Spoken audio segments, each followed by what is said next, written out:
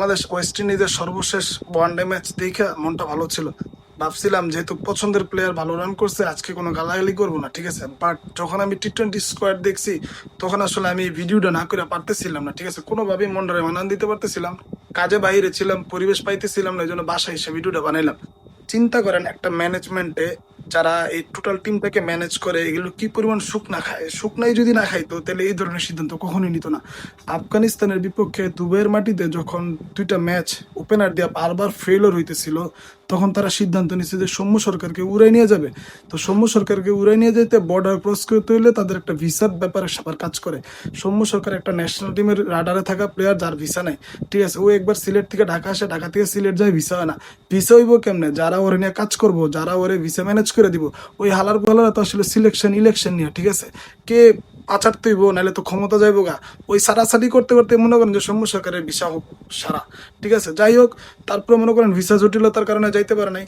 পরবর্তীতে যখন West Indies দেশে আসছে ওয়ানডে স্কোয়াডে জনতার চাপের মুখে, তারপর ওপেনারদের পারফরমেন্সের কারণে নানান ভয়ে, মানে মানুষ যেভাবে বয়কট করা শুরু করছে, স্টেডিয়ামের চেহারা দেখলে বোঝা গেছে যে মানুষ স্টেডিয়াম পর্যন্ত যায় না এই খেলা দেখতে, ঠিক আছে।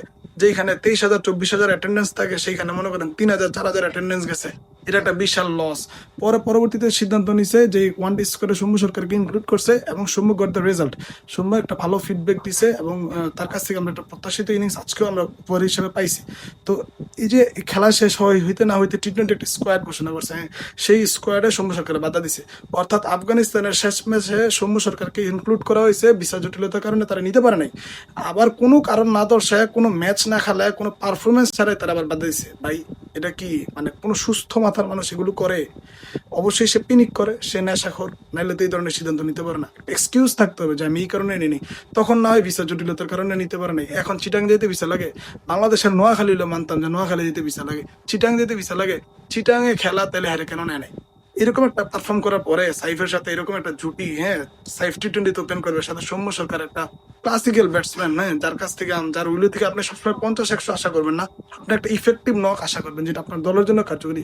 এরকম একটা ব্যাটসম্যান যখন সে রিদমে আছে, এনসিএল ভালো করছে, করা ক্রিকেট গুলোতে ভালো করতেছে, তারে আপনি বাধা দিলেন কোনো এক্সকিউজ ছাড়া। মানে এই নাটকের পোলা না গাইলে কোনোভাবেই থাকা যাবে না, ঠিক আছে। হালা গালারা সুখ না খায়, কি মানে কি পরিমাণ বাসি সুখ না খাইলে পরে এই ধরনের সিদ্ধান্ত নেয়, এগুলো ওরাই বলতে পারবে, ঠিক আছে। মানে মনটা চায় মাঝে মাঝে, ঠিক আছে, কি কইতে আমার